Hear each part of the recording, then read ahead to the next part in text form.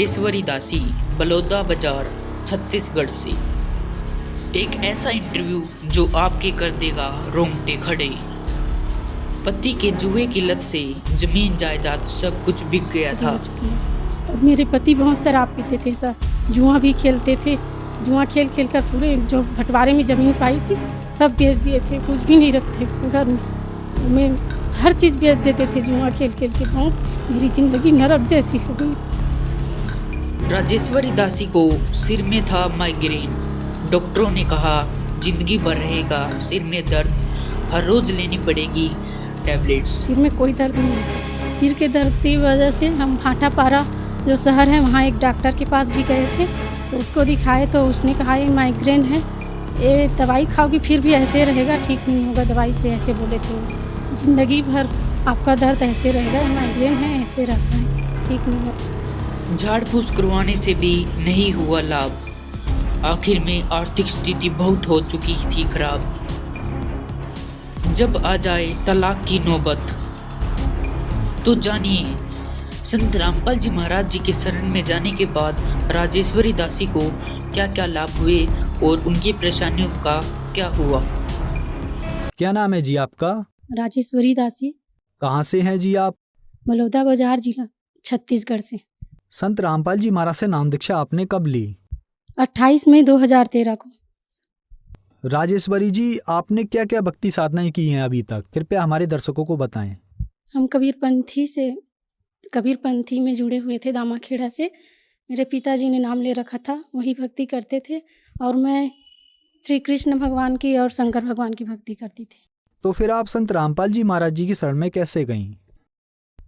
मेरी माँ जी अपने मायके गई हुई थी, वहाँ से उसके भतीजा ने उसको ज्ञान गंगा पुस्तक दी, फिर वो लाए, उसको पढ़ के हम परमात्मा का ज्ञान समझे। संत रामपाल जी महाराज का सत्संग देखते थे 2012 से 7 बजे जो आता था उस समय, तब हमको सब समझ में आ गया। फिर हमारी शादी नहीं हुई थी उस समय, तो 2012 में हम जुड़ नहीं पा रहे थे। शादी होने के बाद 2013 में गए नाम दीक्षा लेने के लिए।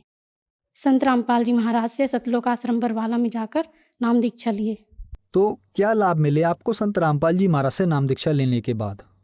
सर, शादी होते ही मेरे सिर में बहुत ज़्यादा दर्द रहता था, यहाँ पे बहुत गर्म हो जाता था दर्द के मारे। और मेरे पति मुझे उस समय दीक्षा नहीं लिए थे, तो ये तांत्रिक वगैरह के पास लेकर जाते थे और वो सब घोटी वगैरह सब निकालते थे सिर से, उससे कुछ नहीं हो रहा था, सिर का दर्द ज्यों का त्यों ही था। तब हम ज्ञान समझ चुके थे उससे पहले, तो इससे कुछ नहीं होने वाला, हम वहीं जाएंगे। तब हम परमात्मा के पास शरण में गए, दीक्षा लिए और परमात्मा ने हमें आशीर्वाद दिए। संत रामपाल जी महाराज ने हमारे सिर पे हाथ रखा, हमने कहा परमात्मा हमारे सिर में बहुत दर्द रहता है, मालिक दया करो। संत रामपाल जी महाराज ने कहा बेटा भक्ति करो, सब ठीक हो जाएगा। तब से लेकर आज तक हमारे सिर में कोई दर्द नहीं है सर। सिर के दर्द की वजह से हम भाटापारा जो शहर है वहाँ एक डॉक्टर के पास भी गए थे, तो उसको दिखाए तो उसने कहा ये माइग्रेन है, ये दवाई खाओगी फिर भी ऐसे रहेगा, ठीक नहीं होगा दवाई से, ऐसे बोले थे वो।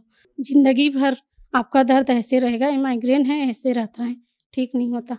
तब हम परमात्मा की शरण में गए संत रामपाल जी महाराज जी के, उसने आशीर्वाद दिया मालिक ने, तब हमारा सिर का दर्द ठीक हुआ। और सर मेरे बच्चेदानी में सूजन हो गई थी, मेरे कमर में बहुत ज़्यादा दर्द रहता था। तब हम डॉक्टर के पास गए तो उसने कहा कि आपको सोनोग्राफी करवानी पड़ेगी, तो हमने सोनोग्राफी करवाई तो उसमें कहा कि आपके बच्चेदानी में सूजन है, या तो आपको ऑपरेशन करवाना पड़ेगा या फिर आपको दवाई खाना पड़ेगा। तो हमने कुछ नहीं किया सर, घर आ गए, परमात्मा से प्रार्थना लगाई, परमात्मा संत रामपाल जी महाराज जी से कि परमात्मा बच्चेदानी में सूजन कह रहे हैं और ऑपरेशन के लिए बोले हैं।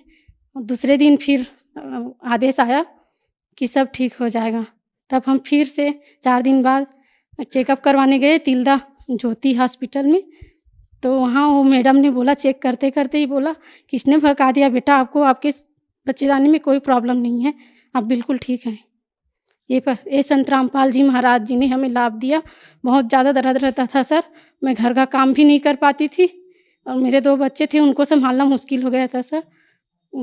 परमात्मा ने बहुत सारे लाभ दिए मालिक ने। ये मेरी रिपोर्ट है सर। मैं इसको जब रिपोर्ट करवाई तो डॉक्टर ने बोला था कि आपको या तो ऑपरेशन करवाना पड़ेगा या फिर आपको दवाई खानी पड़ेगी। तो हमने ना ऑपरेशन करवाया ना दवाई खाई, संत रामपाल जी महाराज जी से प्रार्थना लगवाई थी। उसी के बाद से मैं बिल्कुल ठीक हूँ सर, कोई दर्द नहीं है, बिल्कुल ठीक हूँ। और एक बार मेरे कमर से लेकर पैरों तक बहुत ज़्यादा दर्द हो रहा था सर, मैं खड़ा भी नहीं हो पा रही थी, घर का कोई काम भी नहीं कर पा रही थी। फिर परमात्मा से प्रार्थना लगाई, फिर ठीक हो गया सर। और मेरी बच्ची एक छोटी, जब मैं प्रेगनेंसी थी उसको, छोटी वाली को, तो 5वां महीना चल रहा था, फिर बीच में ही वो मिसकैरेज का मतलब खतरा हो गया। तो मैंने परमात्मा का चरणामृत पी लिया और रात को एक भगतमती का इंटरव्यू आया कि मैंने चरणामृत पी तो मेरा वो बच्चा सही हो गया, ठीक हो गया।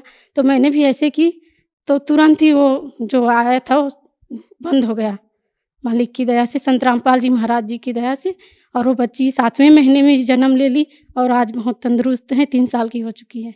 और मेरे पति बहुत शराब पीते थे सर, जुआ भी खेलते थे, जुआ खेल खेल कर पूरे जो बंटवारे में ज़मीन पाई थी सब बेच दिए थे, कुछ भी नहीं रखते घर में हर चीज़ बेच देते थे जुआ खेल खेल के। बहुत मेरी ज़िंदगी नरक जैसी हो गई थी। परमात्मा संत रामपाल जी महाराज ने मुझे दया करी, मालिक ने, और वो सुधर गए।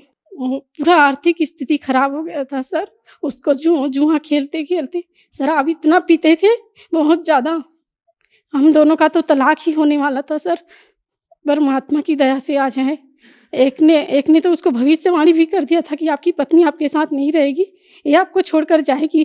और हम लोगों का ऐसा हो नहीं वाला था सर, तलाक भी हो जाता। मैं आ गई थी अपने मायके, फिर परमात्मा से प्रार्थना लगाई तो वो अपने आप आए और उन्होंने भी नाम दीक्षा ली मालिक से, संत रामपाल जी महाराज जी से। जैसे कि आपने बताया कि आपने संत रामपाल जी महाराज से नाम दीक्षा ली और आपको बहुत सारे लाभ मिले, तो जो दर्शक आज आपको टीवी पर देख रहे हैं और वो भी आपके जैसे ही लाभ लेना चाहते हैं, तो वो संत रामपाल जी महाराज से लाभ कैसे ले सकते हैं? परमात्मा संत रामपाल जी महाराज जी का सत्संग आज विभिन्न चैनलों में आता है, उसके नीचे पीली पट्टी चलती है, उसमें नंबर होता है, उस नंबर में आप फ़ोन लगाइए और परमात्मा से नाम दीक्षा लीजिए। भाई जो गुरु बचन पे डट गे रकट गे फंद 84 के। भाई जो गुरु बचन पे डट गे रकट गे फंद 84 के। कट गे फंद 84 के, रकट गे फंद 84 के। भाई जो गुरु बचन पे डट गे रकट गे फंद 84 के।